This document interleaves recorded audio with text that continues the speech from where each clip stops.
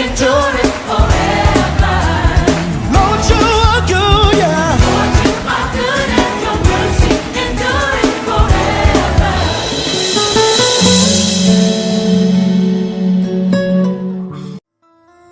Père, au nom de Jésus, je te recommande ces moments. Je demande ta grâce pour dire ce que tu veux que je dise, ton intelligence, ta sagesse, ta liberté, la plénitude de ton esprit. Je prie que ta parole atteigne ton but. Je prie que tu la charges de ta puissance pour guérir, sauver, libérer, ramener à toi. Je te confie la Sainte Seine de ce matin.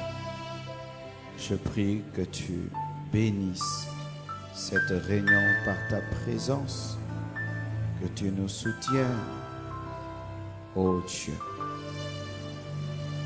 Merci d'être là encore à ce second culte. Merci de nous soutenir. Merci de nous faire du bien. Je paralyse tout ce qui ne te glorifie pas. Je l'anéantis au nom de Jésus. Fais grâce, Père. J'ai ainsi prié. Amen. Nous glorifions Jésus par nos acclamations. Amen. Salut ton voisin, dis-lui bon dimanche. Amen. Je vous salue au nom de Jésus. Dimanche, on était dérangé par la pluie et la moitié de l'église n'était pas là. Mais nous bénissons Dieu qu'aujourd'hui il nous accorde un bon climat qui permettra à tous d'entendre la parole. Mais vous qui avez raté le message du dimanche passé sur la place, le commencement de la sagesse, nous vous prions de trouver, vous procurer le CD afin de vous rattraper. Le thème de mon message ce matin, c'est « Ne m'oubliez pas ». Dis à ton voisin « Ne m'oubliez pas ». À l'autre, à celui de derrière, à celui de devant. Amen. Nous sommes debout pour lire quelques versets. Luc 2, 43 à 44. Luc 2, 43 à 44. Vous y êtes?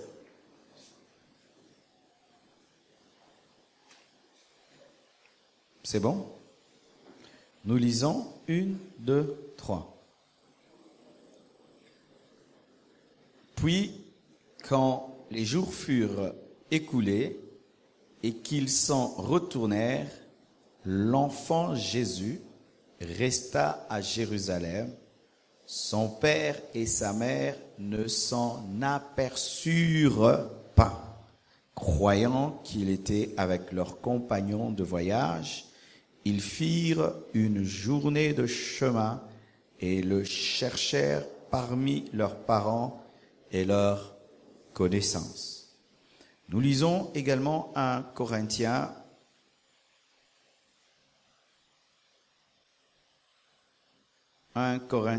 11, 24 à 25.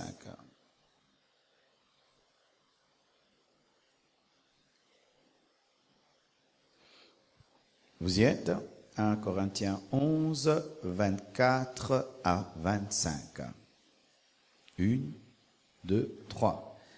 Et après avoir rendu grâce, le rompit et dit, « Ceci est mon corps qui est rompu pour vous, faites ceci en mémoire de moi. » De même, après avoir soupé, il prit la coupe et dit, « Cette coupe est la nouvelle alliance en mon sang, faites ceci en mémoire de moi, toutes les fois que vous en boirez. » Nous lisons Exode 13, versets 1 à 8.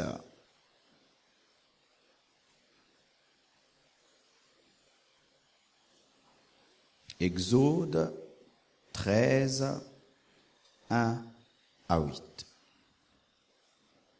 Vous y êtes?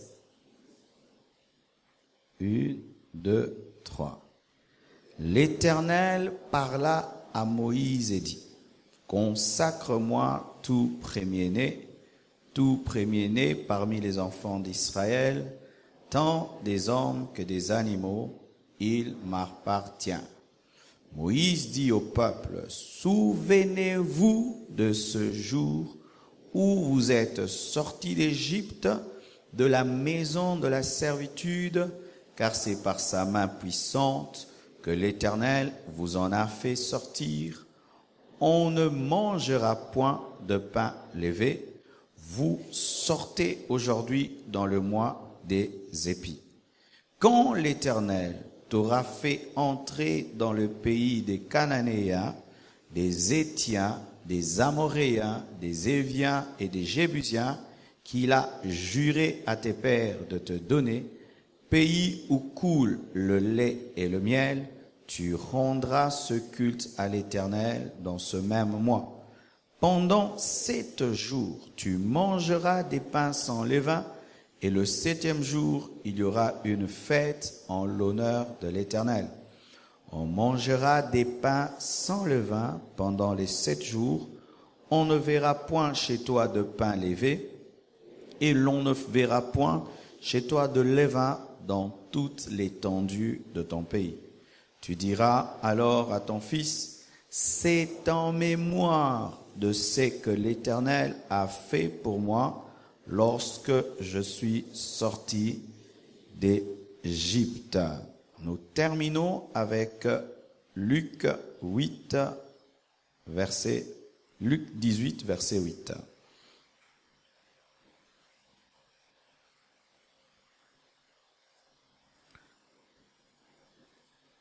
Luc 18, plutôt.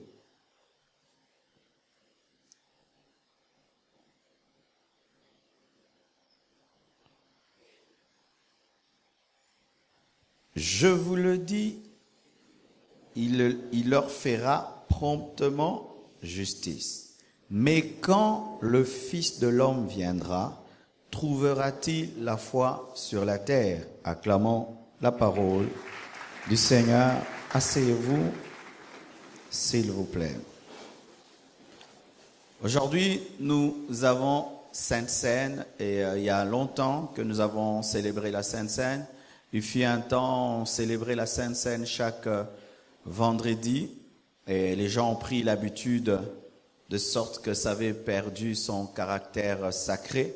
C'est pourquoi pendant un temps, nous avions arrêté pour y revenir, mais nous allons commencer à célébrer plus régulièrement la Sainte Seine. Ce sera après 2 mois, 3 mois que nous aurons la Sainte Seine à l'église en dehors du jour de la Pâque. Avant d'apporter mon message, je vais apporter un témoignage afin de fortifier la foi de quelques-uns au milieu de vous qui ont besoin de croire que Dieu est vivant, agissant et opérant. Il y a de cela quelques mois, il y a une dame qui était venue au bureau afin que je prie pour elle. Elle souffrait d'un cancer du sein. Elle venait, je crois, de Lubumbashi et on avait prié pour elle. Après que j'ai prié pour elle, je lui avais demandé de refaire les examens afin que Dieu aussi confonde les médecins et prouve sa puissance. J'avais prié, j'avais totalement oublié. Et quand je suis revenu, je crois mercredi, on me dira qu'il y a une maman qui me cherchait, qui voulait me remettre des résultats. J'étais pas disponible à cause des réunions. J'avais demandé qu'elle voie l'ancien malin, qu'il avait écouté. Et hier, vendredi, j'étais avec sa sœur qui a amené ses résultats. Le cancer avait disparu et les médecins n'ont retrouvé qu'un kyste qu'ils ont enlevé. Elle a été guérie, elle est mariée et nous bénissons le Seigneur pour cela. Et nous encourageons tous ceux qui croient en la guérison miracle. Dieu peut vous guérir aujourd'hui. Nous avons vu la puissance de Dieu toucher ceux qui ont pris la Sainte Seine au premier culte. Et Dieu va vous toucher aujourd'hui. Quand vous prendrez la Sainte Seine, Dieu va guérir les malades, il va délivrer les prisonniers, il va libérer les captifs. Les démons ne vont pas supporter cela, ils vont partir. Je suis en train de te dire la vérité. Dieu va rafraîchir ta spiritualité, car si la Sainte Seine tue ceux qui s'en approchent indignement, elle bénit ceux qui s'en approchent dignement. Dieu va te communiquer sa puissance de résurrection.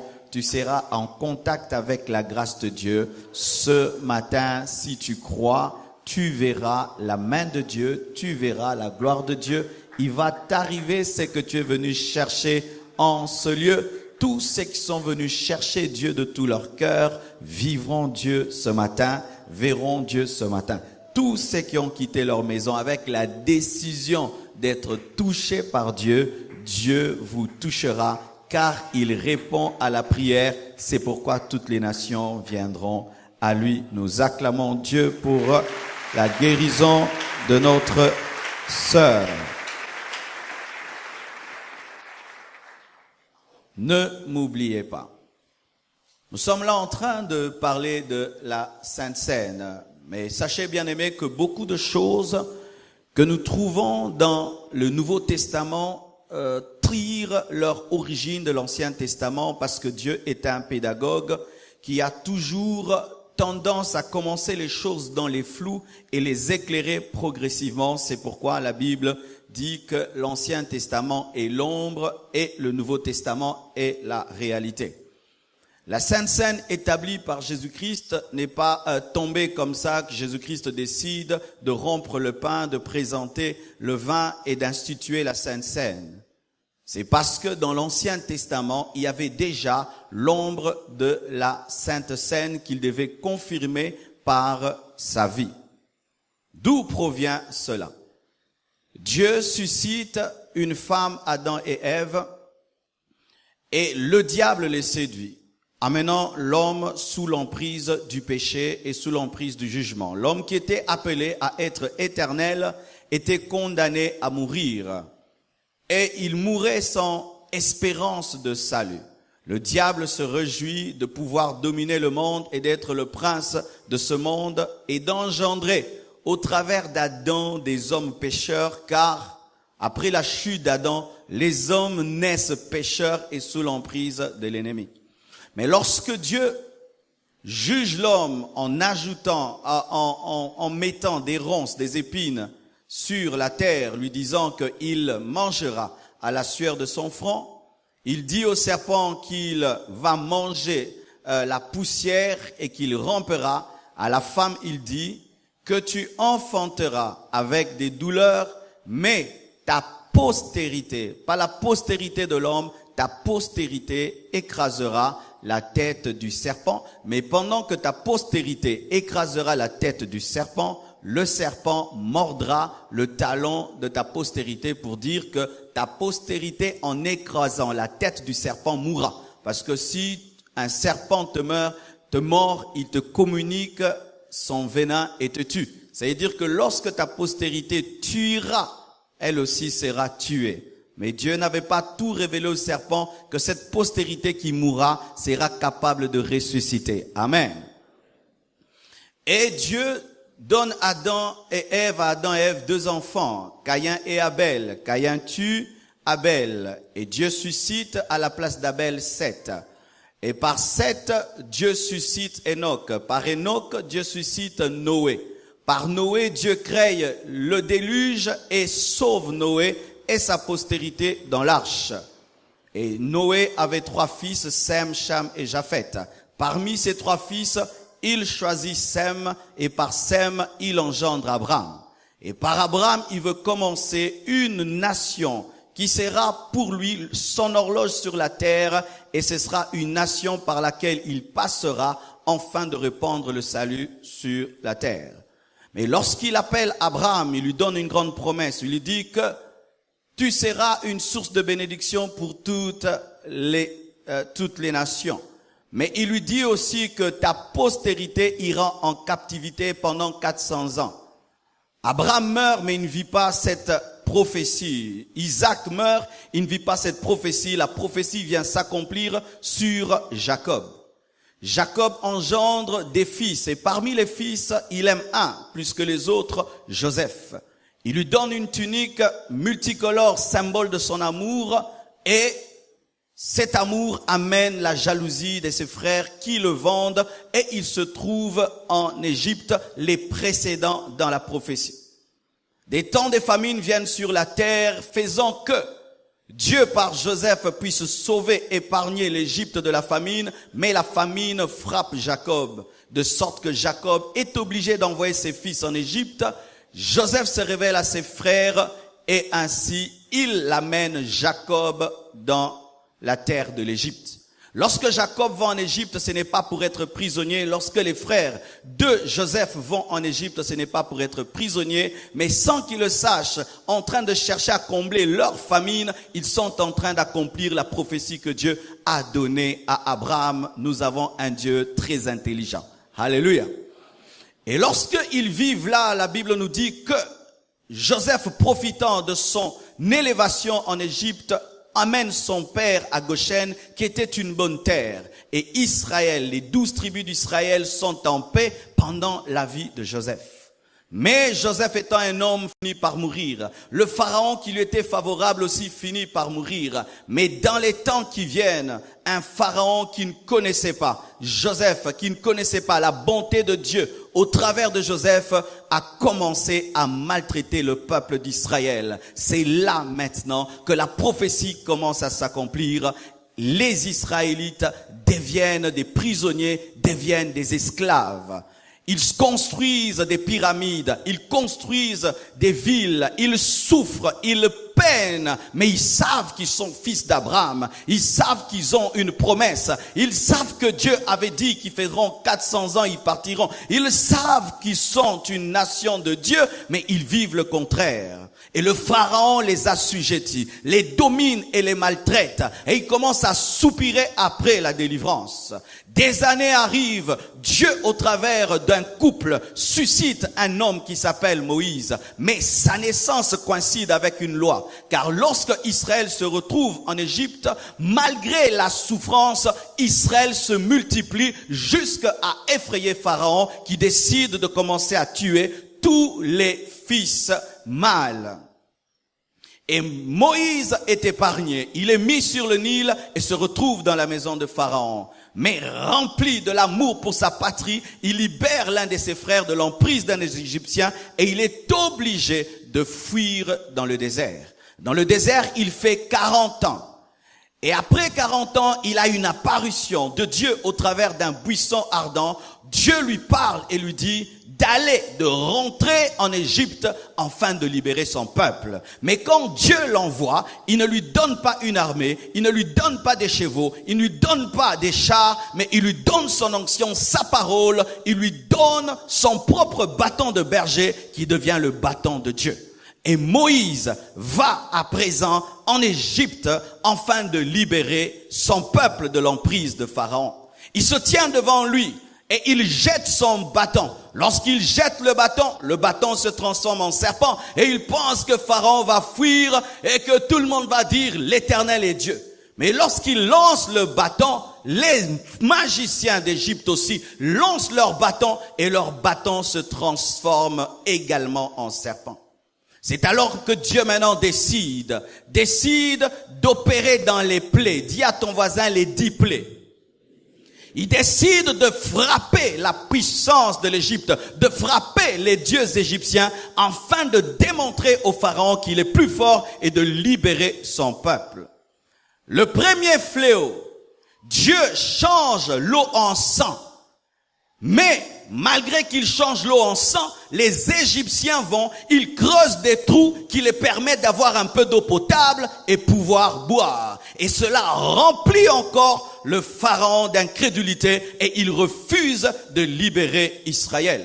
Deuxièmement, Dieu envoie des grenouilles comme la deuxième plaie. Les grenouilles remplissent l'Égypte, mais malgré que l'Égypte est remplie de grenouilles, le Pharaon refuse de libérer Israël. Troisième plaie, Dieu demande à Moïse de jeter la poussière dans les airs et cette poussière se transforme en poux. Et malgré cela, le Pharaon refuse de libérer Israël, même si ses propres magiciens lui disent, nous avons pu imiter le serpent, nous avons pu imiter les grenouilles, nous avons pu faire les premiers miracles, mais là, nous ne pouvons pas imiter le miracle des poux. Ça, c'est le doigt de Dieu. Mais malgré que ses propres conseillers lui disent de libérer Israël, le Pharaon s'endurcit. Israël voit des miracles, des prodiges, mais il ne sort pas de l'emprise de l'Égypte. C'est alors que Dieu évolue, il entre dans la quatrième plaie. Il envoie des mouches venimeuses, mais malgré les mouches venimeuses, le peuple est toujours prisonnier. Cinquième plaie, il envoie la mort du bétail. Il tue les troupeaux, il tue les bétails. Mais malgré la mort du troupeau, du bétail, le Pharaon s'endurcit davantage et refuse de libérer Israël. Il entre dans la sixième plaie. La poussière se transforme en ulcère, en bibon. Et même les magiciens attrapent des bibons de sorte qu'ils ne pouvaient même pas se tenir devant le Pharaon. Mais malgré cela, le Pharaon s'endurcit et refuse de libérer Israël. Dieu monte encore, il entre dans la septième plaie. Il envoie les tonnerres, il envoie la grêle, il envoie le feu, mais malgré les tonnerres, malgré le feu, malgré la grêle, le Pharaon s'endurcit et refuse de libérer Israël. Il monte encore, il entre dans la huitième plaie, il envoie les sauterelles qui vont dévorer ce que la grêle a épargné, mais malgré encore les sauterelles, le Pharaon refuse de libérer Israël. Il entre dans la neuvième plaie, il prend la lumière, il la met à Goshen parmi ses enfants, les ténèbres, il les met en Égypte, mais malgré les ténèbres, le Pharaon refuse de libérer Israël. C'est alors qu'il dit, j'entre dans la prise de finition appelée la dixième plaie. Et je vous dis, bien-aimés, la dixième plaie ne rate jamais. Dieu est un Dieu de sang. Dieu est un Dieu de sacrifice. Lorsque Caïn a offert à Dieu, c'était des choses qui n'avaient pas de sang et Dieu n'avait pas exaucé. Mais son frère Abel avait offert un animal qui avait le sang et Dieu avait exaucé. Et dans toutes les 9 plaies, il n'y avait pas de sang, il n'y avait pas de sacrifice. Dieu décide d'opérer dans sa vraie dimension et il dit maintenant à Israël, prenez chacun un agneau d'1 an, qu'il soit un garçon, pas une fille, parce que la postérité de la femme n'est pas une fille, mais c'est un garçon. Alléluia. Un agneau d'1 an, qu'il soit mâle et aussi qu'il soit sans défaut. Que chacun mange cet agneau dans sa maison. Et si vous êtes peu nombreux, invitez vos frères, prenez le sang, mettez sur les linteaux parce que l'ange de la mort va passer pour tuer les premiers-nés en Égypte, que ce soit les premiers-nés des hommes, les premiers-nés des animaux, même des serviteurs, il passera pour tuer. Mais s'il voit le sang, il ne tuera pas, il passera. C'est ce qu'on appelle Pâques. Passer outre. Amen. C'est ça la Pâques. Passer outre. S'il voit le sang, il ne tuera pas. Israël obéit et met le sang sur les linteaux. Et la Bible nous dit, on entendait des pleurs dans le camp des Égyptiens, mais aucun enfant mâle, aucun premier fils n'est mort parmi les enfants, même pas l'enfant d'un chien n'est mort. Pourquoi? Parce que le sang de cet agneau d'1 an qui était parfait avait protégé. Pourquoi? C'était l'ombre de l'œuvre de la croix, l'ombre de ce que Jésus-Christ allait faire. Et ainsi, bien-aimés, si la 10e plaie est l'ombre de Jésus-Christ, donc tout ce que Dieu a fait avant, ce sont les premières plaies. Et j'aimerais vous dire que Jean-Baptiste est comme la 9e plaie qui a présenté la 10e. C'est pourquoi lorsque Jean-Baptiste a vu Jésus, il a dit, comme la 9e plaie avait dit, moi je suis ténèbres et lumière, mais je n'ai pas sauvé. Mais voici la 10e plaie. Avec un agneau, il a dit, voici l'agneau de Dieu qui ôte les péchés du monde, pour dire, là où Moïse a échoué, Jésus va réussir. Là où Élisée a échoué, Jésus va réussir. Là où Abraham a échoué, Jésus va réussir. Là où les prophètes ont échoué, Jésus va réussir. Voici l'agneau de Dieu. Jésus est l'agneau de Dieu. Il n'est pas l'agneau des maisons. Dans la Pâque, c'était l'agneau des maisons. Mais là, c'est l'agneau de Dieu qui ôte les péchés, mais qui ne met pas son sang sur des linteaux, mais qui met son sang sur des vies, afin que tes péchés soient ôtés, pardonnés. Non point pour que l'ange ne te tue pas, pire que ça, pour que tu n'ailles pas en enfer. Jésus est le véritable agneau d'un an, sans défaut.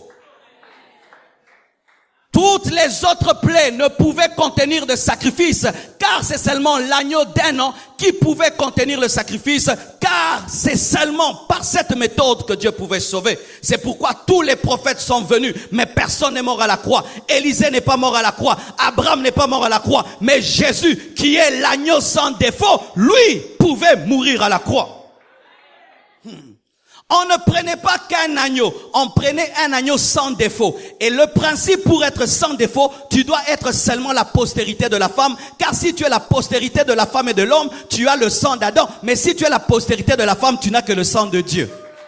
Jésus a une maman mais il n'a pas de papa, il n'a qu'un père adoptif. Alléluia. Et vous savez que dans la science, pour qu'un enfant naisse, il doit avoir les chromosomes de maman et les chromosomes de papa. Mais Jésus est le seul enfant qui a seulement les chromosomes d'un papa spirituel, parce que même en lui, il n'y a point Marie et il n'y a point un Joseph. Pourquoi cela? Parce que Dieu savait que si Jésus a le sang d'Adam, il ne pourra pas vaincre le serpent. C'est seulement la postérité de la femme. C'est-à-dire l'enfant qui naît d'une femme sans un mari. Oh, alléluia! C'est pourquoi quand il est venu au baptême de Jean, Jean a arrêté le baptême. Il a dit, voici la nouvelle dimension. Maintenant, nous entrons dans la véritable 10e plaie. Bientôt, l'Égypte spirituelle sera brisée. Le pharaon spirituel qu'est le diable sera brisé. Et nous serons libérés. Voici la Pâque, la véritable Pâque. Bientôt, nous allons sortir pour aller au ciel. Alléluia.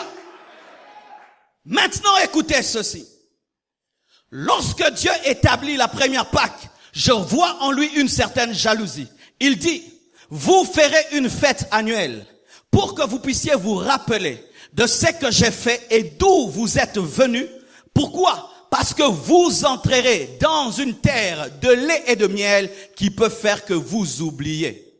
C'est pourquoi la Pâque a été établie pour qu'Israël, chaque fois qu'il célèbre la Pâque, se souvienne, nous étions des esclaves. On a offert un agneau et on a mis le sang sur les linteaux. L'ange est passé et Dieu a frappé l'Égypte et nous sommes sortis. Des fils aînés sont morts dans l'autre camp pour que nos fils ne meurent pas, pour qu'ils s'en souviennent génération après génération. Et je dis ceci, si Dieu a veillé à ce qu'Israël n'oublie pas l'ombre, Jésus-Christ a veillé qu'on puisse pas oublier la réalité. C'est pourquoi le jour qu'il a établi la Sainte Seine, qui est la réalité, il a dit, faites ceci en mémoire de moi, n'oubliez pas ça, parce que ça c'est la vérité de ce qui était l'ombre.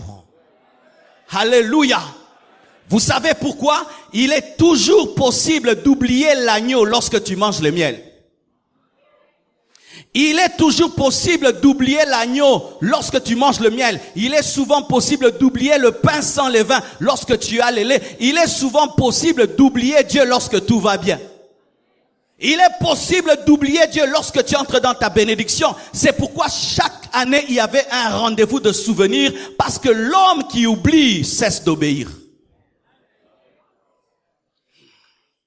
Alors Jésus-Christ leur dit, faites ceci en mémoire de moi. En soi, il voulait leur dire, ne m'oubliez pas. Il savait que bientôt, il va monter sur une croix. Il savait que bientôt, il allait répandre le Saint-Esprit. Ces mêmes apôtres qui sont faibles allaient commencer à faire des miracles, des prodiges. Ces mêmes apôtres qui étaient faibles allaient avoir de l'impact dans le monde, mais il voulait qu'ils puissent se souvenir de lui. C'est pourquoi dans l'église primitive, la Sainte Seine était régulière pour qu'ils ne puissent jamais oublier d'où où ils venaient et qui avait fait qu'ils aient le Saint-Esprit et l'onction, Jésus-Christ qui est mort. Et voici mes frères et sœurs, comment est-ce que Jésus-Christ peut, alors qu'il veut inaugurer une grande dimension, dire « Faites ceci en mémoire de moi » parce que c'est un prophète qui connaît le futur et qui sait que dans les temps qui viennent, l'Église pourra l'oublier. Et quand Dieu m'a donné ce message, j'ai dit non, comment on peut t'oublier? Il m'a dit oui. Vérifie aujourd'hui dans les églises combien de prédications il y a sur Jésus. Où le thème c'est Jésus. C'est pourquoi pendant Alpha 40, le thème c'est Jésus-Christ l'alpha et l'oméga. Amen. Hein? Combien de fois vous connaissez un prédicateur qui vient qui dit mon thème Jésus-Christ? La plupart c'est 10 principes de 20 principes de nous ne prêchons pas Jésus, nous ne chantons pas Jésus alors que c'est l'église de Jésus. Lorsque même nous venons à l'église, nous ne venons plus pour Jésus-Christ, nous venons pour l'église, nous venons pour le pasteur, nous venons pour la communion fraternelle, mais nous oublions Jésus. Nous oublions l'agneau à cause du lait et du miel. Il est possible de servir Dieu, mais d'oublier Jésus, de prêcher et d'oublier Jésus, de chanter et d'oublier Jésus, de venir à l'église et de ne plus savoir même pour qui on vient. Quelle est la dernière fois que tu as réellement pensé à Jésus? Où tu as vraiment pensé à Jésus? D'ailleurs même, nous n'aimons même plus regarder les films de Jésus, n'est-ce pas? Entre Commando et les films de Jésus, on préfère les films d'action que regarder le film de Jésus. Nos pensées ne sont plus concentrées sur Jésus. Les églises pensent notre église. L'église compassion, l'église compassion, l'église compassion, le pasteur Marcelo. Non, Jésus! Le pasteur, l'église a fait, notre église vient dans notre église. Non, l'église ne sauve pas, c'est Jésus qui sauve. Même les gagneurs d'âmes ont oublié de présenter Jésus. Lorsque tu viens dans un culte, ta soif ce n'est plus de rencontrer Jésus, de vivre la présence de Jésus, mais de dire que le culte prenne fin parce que je dois causer, parce que je dois me connecter, parce que je dois parler avec tel et tel et tel. Tu as oublié Jésus. Nous savons, frères et sœurs, que le plus grand amour sur la terre, c'est l'amour d'une mère. Et là, nous avons parlé de l'histoire de Marie. Marie, lorsqu'elle devait enfanter Jésus-Christ, un ange vient. Quelle grossesse précédée par un ange. Elle prend soin de cette grossesse, capable même d'aller accoucher dans une étable. Mais après 12 ans, dis à ton voisin après 12 ans, elle est capable d'oublier son enfant. Pourquoi? Elle était habituée au bébé Jésus. C'est comme toi, quand tu t'es converti et que l'ange était venu, un prédicateur est venu, tu avais le zèle. Plus les années passent, tu deviens froid. Pourquoi tu t'es habitué à Jésus-Christ? Parce qu'il a 12 ans dans ta vie. Où est-ce que tu l'as laissé? Où est-ce que tu l'as abandonné? Marie a abandonné, a oublié Jésus-Christ. Elle pensait que Jésus était là, alors qu'il n'était plus. Est-ce que Jésus est toujours là? Où est-ce que tu as abandonné Jésus? Où est-ce que tu as laissé Jésus? Est-ce qu'il est toujours au centre de ta vie? Avant, il était ta priorité. Maintenant, il n'est plus ta priorité. Avant, tu pensais à lui tous les jours, tout le temps. Maintenant, tu penses à lui à l'église. Où est-ce que tu l'as laissé? Et j'aimerais dire ceci, demander des choses à Dieu, ce n'est pas penser à Jésus. Parce que quand on a des problèmes, nous tous on aime demander le secours. Penser à Jésus, c'est prendre le temps de l'adorer lui, de l'adorer lui, de l'adorer lui, adorer Jésus. Des fois même, nous commençons à aimer le Saint-Esprit plus que Jésus. Le Saint-Esprit n'est pas mort à la croix. Les gens aiment les dons du Saint-Esprit, mais ils n'aiment plus Jésus. Ils aiment l'onction du Saint-Esprit, les miracles du Saint-Esprit. Ils n'aiment plus Jésus. Pour que le Saint-Esprit vienne, il fallait qu'il meure, qu'il ressuscite, qu'il aille au ciel et qu'il répande l'Esprit. Les églises sont tournées sur l'Esprit, l'Esprit, l'Esprit, l'Esprit. Mais pour qu'il y ait l'Esprit, il fallait que quelqu'un meure.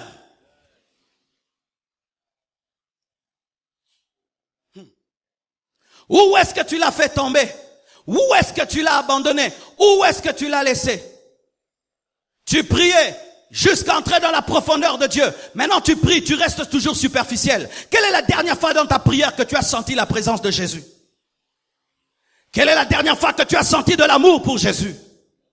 Quelle est la dernière fois où tu étais sûr que Jésus-Christ était là quand tu priais? Aujourd'hui, tu ne t'en occupes pas. Ce qui est important, c'est qu'on puisse t'appeler seulement la mère de Jésus-Christ alors qu'il n'est plus là. Qu'on t'appelle seulement chrétien alors qu'il n'est plus là. Et Jésus-Christ dit, lorsque le Fils de l'homme viendra, trouvera-t-il la foi? Ce n'est pas qu'il est pessimiste, c'est un prophète. Il voit le monde et il sent que plus le temps passera, les hommes vont cesser de l'attendre. Regardez aujourd'hui, on parle facilement de Dieu, mais difficilement de Jésus. Quelqu'un peut dire Dieu, Dieu, mais dire Jésus, on n'aime pas. Les gens peuvent dire je prie, mais dire Jésus, on n'aime pas. Les gens ne veulent plus entendre le nom de Jésus. Pourquoi? C'est le seul nom qui nous a été donné. C'est le seul nom qui sauve. C'est le seul nom qui sauve. Les gens peuvent dire je suis chrétien, mais parler de Jésus, ils n'arrivent plus. Le monde, le diable est en train d'effacer Jésus-Christ de nos pensées, de nous remplir de beaucoup de choses. Ta destinée, ta carrière, ta famille, tes enfants, ton mari, tout ça c'est bien. Le lait et le miel c'est bon, mais ça n'a pas d'importance si le donateur du lait et du miel n'est pas là. Si celui qui te donne le lait et le miel n'est pas là, alors tu n'as rien. Si celui qui t'a élevé n'est pas là avec toi dans ton élévation, tu n'as rien. Car des fois le confort, des fois le ministère, des fois les bénédictions, des fois faire des choses pour Dieu, nous amène des fois à oublier même ce qu'on est venu chercher.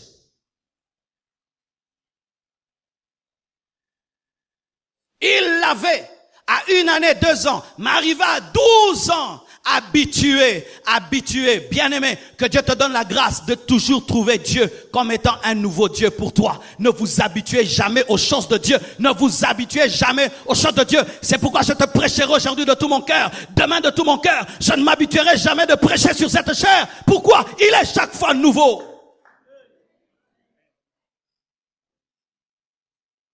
Frères, sœurs, imagine que quelqu'un t'offre un don. Car Jésus-Christ est le don de Dieu qu'il te donne. Mais toi, tu les jettes et tu l'oublies. Tu l'oublies et tu es maintenant dans beaucoup de choses. Mais quand tu entres en profondeur, tu te rends compte. Mais c'est vrai, quel est le dernier jour que j'ai vraiment adoré Jésus? Quel est le dernier jour où j'ai vraiment pensé à Jésus? Quel est le dernier jour? Et voici ce que Marie a fait. Lorsqu'elle s'est rendue compte qu'elle n'avait pas Jésus, elle est rentrée sur ses traces. Lorsque tu te rends compte que tu l'as perdu, va le rechercher. Elle a fait 3 jours de recherche. Avez-vous vu mon enfant? Avez-vous vu Jésus? Avez-vous vu? On l'a vu là, on l'a vu là. Et puis il trouve Jésus-Christ en train de partager avec des hommes sages. S'il faut faire une retraite, faites une retraite. Bien-aimé, jamais je ne peux vivre en paix si lorsque je prie, je ne ressens plus la présence de Dieu que je ressentais auparavant. Jamais je ne peux vivre en paix si je perds mon intimité avec Dieu. Jamais je ne peux vivre en paix. Et s'il faut faire des veillées de prière, s'il faut faire des retraites, s'il faut jeûner 1 jour, 3 jours, faites-le jusqu'à ce que vous soyez sûr que votre communion avec Dieu a été restaurée. Ils l'ont cherché pendant 3 jours. Ils l'ont cherché pendant 3 jours. Parce que qu'est-ce que Marie allait dire lorsqu'elle allait rentrer à la maison? Où est le fils? Où est-il? Oh, je ne sais pas. Elle a dit, je ne peux pas rentrer à la maison sans le trouver. Mais des fois, tu dis amen quand tu pries, mais tu ne l'as pas trouvé. Tu pries 30 minutes, mais tu es sûr que tu n'es pas entré réellement dans sa présence. Pourquoi est-ce que tu dis amen? Priez jusqu'à être sûr que vous avez été en communion avec lui. Cherchez-le jusqu'à ce que vous le trouviez et jusqu'à ce que vous le rameniez.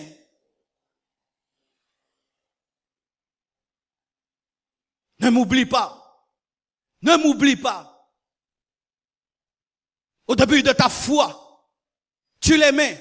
Lorsque l'ange est apparu à Marie, elle gardait la grossesse. Mais après 12 ans, elle a oublié l'enfant. Ça fait combien d'années que tu as oublié? Ça fait combien de temps que tu as oublié? Ça fait 1 mois, ça fait 1 année, ça fait 2 ans, ça fait 3 ans. Quel est le bilan? Quel est le bilan? Quel est le bilan?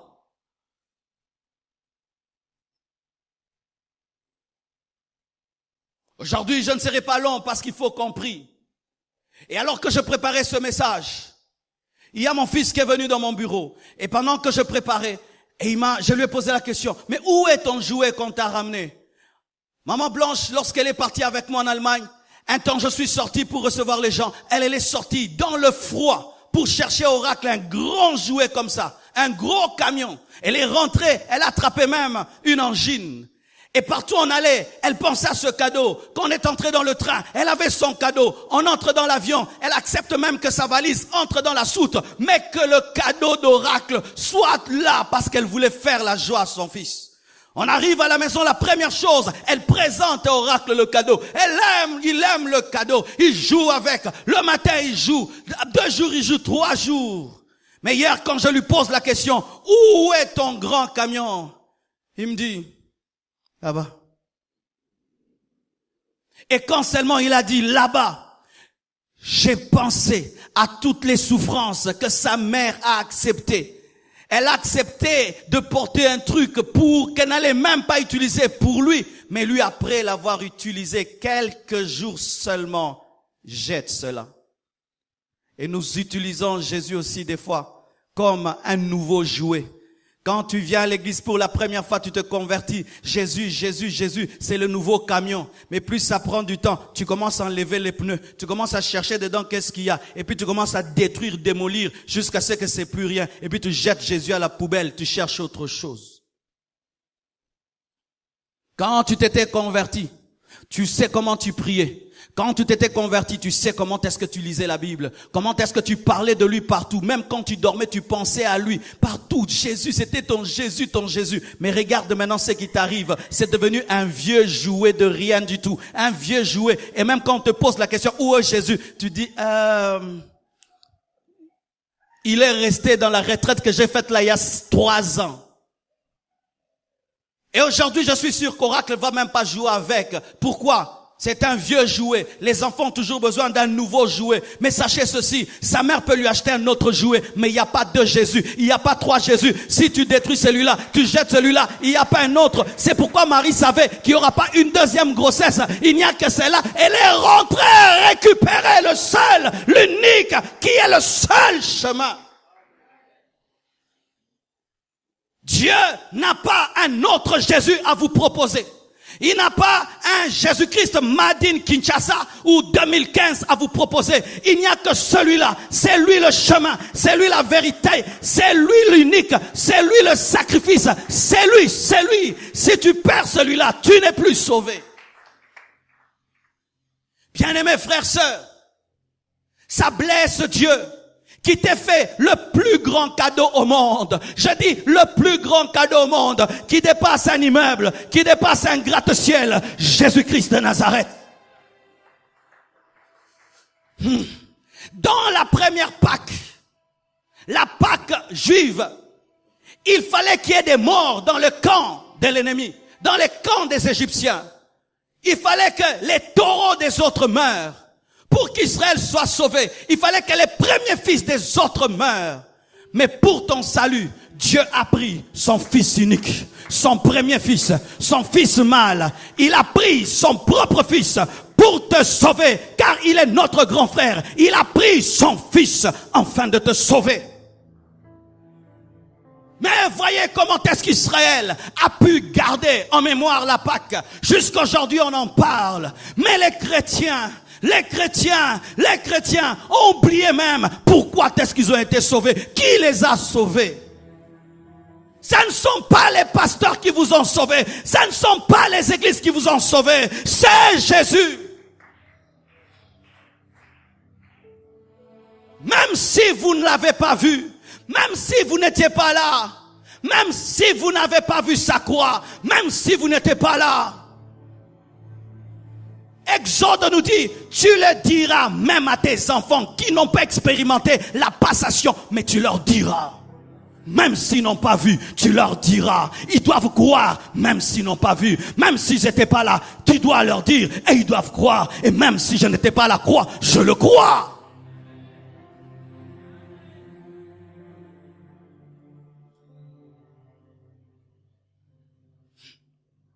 La Bible dit que Jésus-Christ reviendra pour ceux qui l'attendent.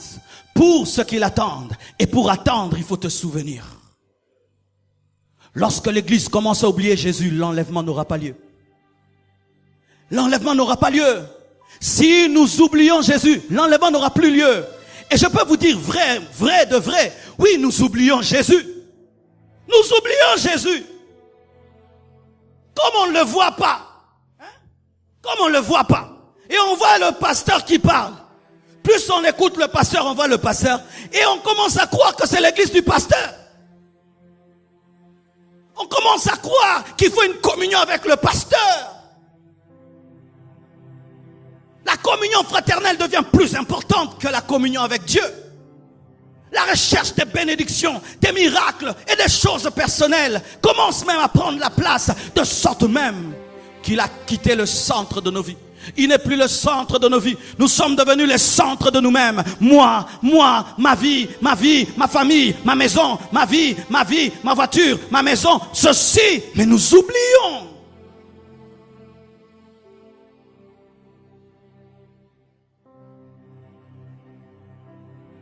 Et je vous assure, c'est l'une des choses qui blesse le cœur de Dieu.